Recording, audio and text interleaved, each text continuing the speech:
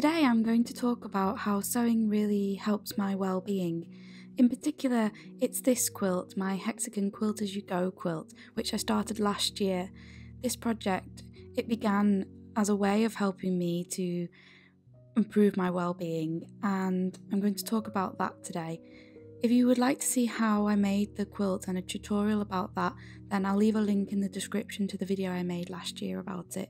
But today I'm going to talk about the background to the quilt and how it is really helping my mental health.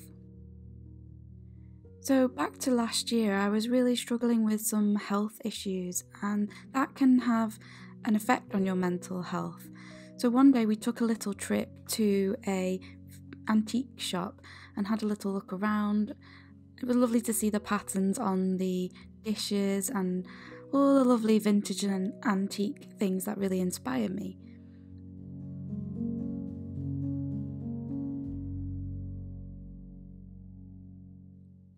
Then we came across some antique linens and they were covered in beautiful embroideries, so I chose a few of them and they came home with me.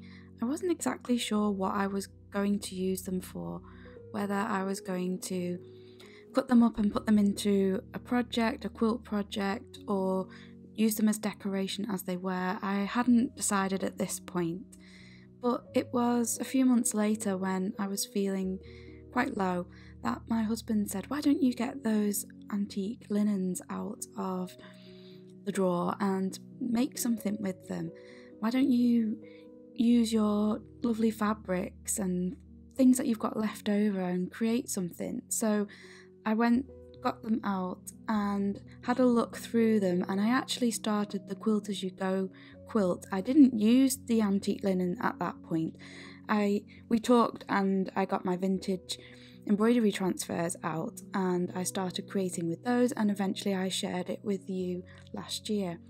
But I've always had in my head that, as well as some new fabrics that I've been collecting, that this year I will get those vintage embroideries out and incorporate them into my quilt.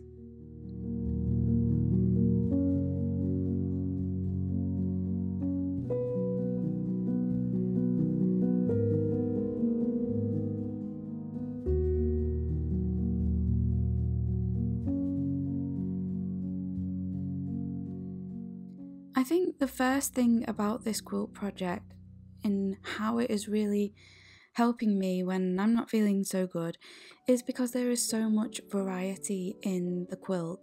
So I've chosen all different fabrics for the top of the quilt, but also for the back of the quilt, and you'll see later on that the back is just as interesting as the front because of the nature of Quilt As You Go.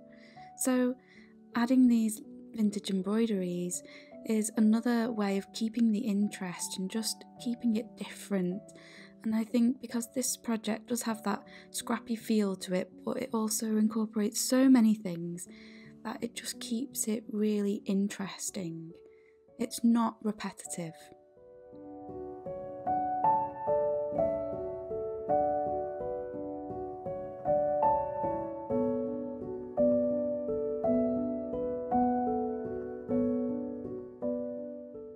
By it being so interesting, it is my comfort project. It's the thing that I go to when I need my mind to be distracted from things that are worrying me. Now, it is a bit vulnerable to open up in this way, but I want to share it with you because I feel like if you feel this way, I want you to know that you're not alone and that doing something like this is something that can help. It doesn't necessarily have to be this project, but there might be something else that will really capture your imagination, and that is what this project did for me. It has so much interest in it with all of the different fabrics and the various embroideries that I've done myself and some applique work. All of that interest distracts my mind and helps me to focus exactly on what I am doing.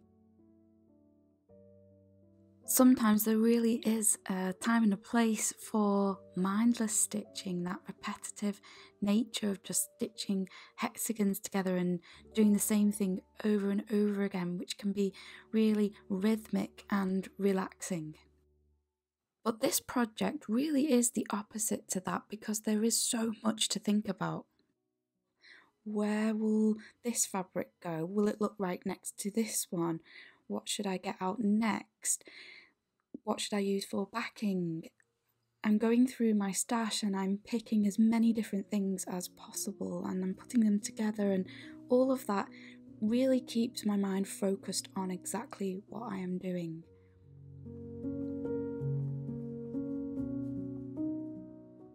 Now, in general, I am a worrier, and sometimes my worries can be about day-to-day things in my life. Sometimes these problems are small, sometimes they are big, sometimes I'm worrying about things that are in the news, and it can all feel overwhelming at times. And whether you're worrying about something that feels big or small, it's all relative to us, isn't it? So really, a project like this is my coping strategy. It doesn't solve the worries, it doesn't take them away, but it's something that I turn to make myself feel better.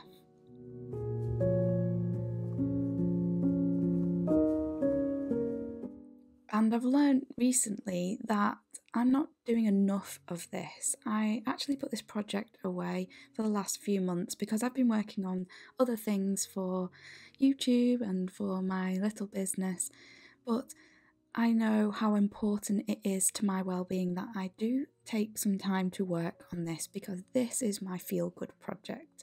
And in order to feel good and creative for the other things that I'm doing in my life and to be a better person for my family, I need to spend time doing this, because this fills me up, calms me down, and helps me be a better version of myself.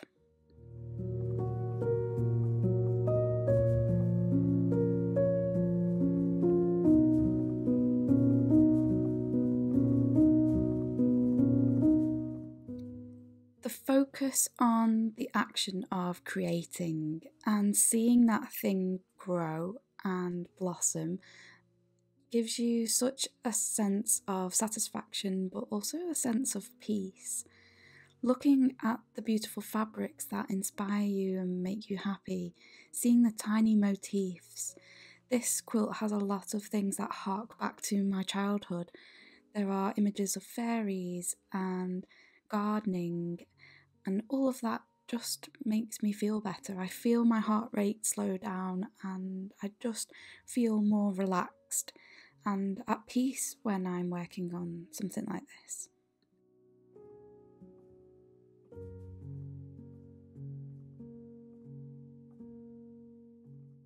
This quilt is called my Happy Memories quilt, and that is a title that a viewer suggested when I shared about this quilt last time, and I really love that.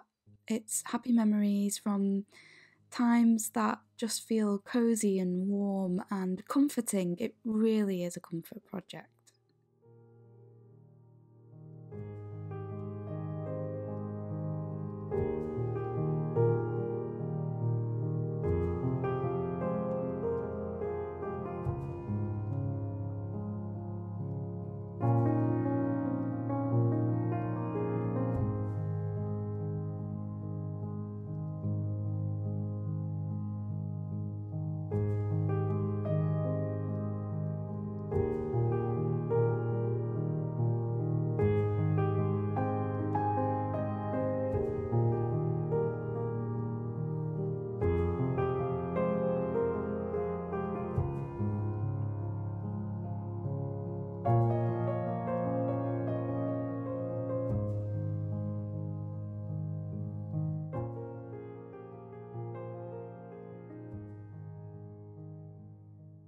Now, I've recently been thinking a lot about the things that I really enjoyed when I was a child, and after a wander around a local RHS gardens, seeing the walled gardens, beautiful flowers, and this very interesting fairy door, it reminded me of my favourite story when I was a child, which was The Secret Garden. And this book really means a lot to me, and I've also been reading a non-fiction book about The Secret Garden. and it just gave me the idea that I really need to incorporate a bit of the secret garden into this quilt.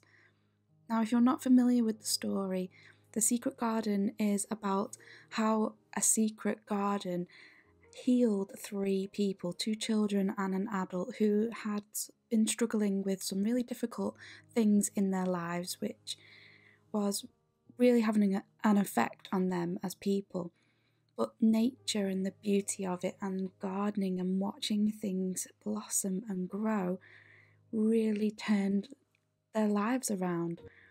And I really feel like that is a metaphor for everything, really. I really believe in the small things in life are the best, and seeing nature and watching it grow and seeing the beauty that is there also is like sewing, creating something with your hands, taking that time to make something positive.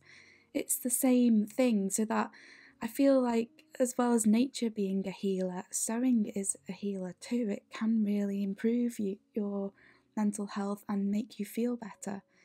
So the story means a lot to me, so I knew I wanted to put something in my quilt to reflect that.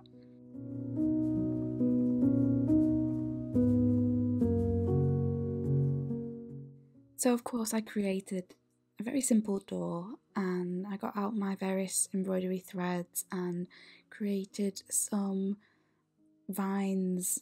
I think they're climbing roses around the door, and I just used a stem stitch to create the vine, and then I did some lazy daisy leaves, really simple, and then you'll see some French knot roses, just to give an impression of what I've always imagined the secret door for the secret garden to look like.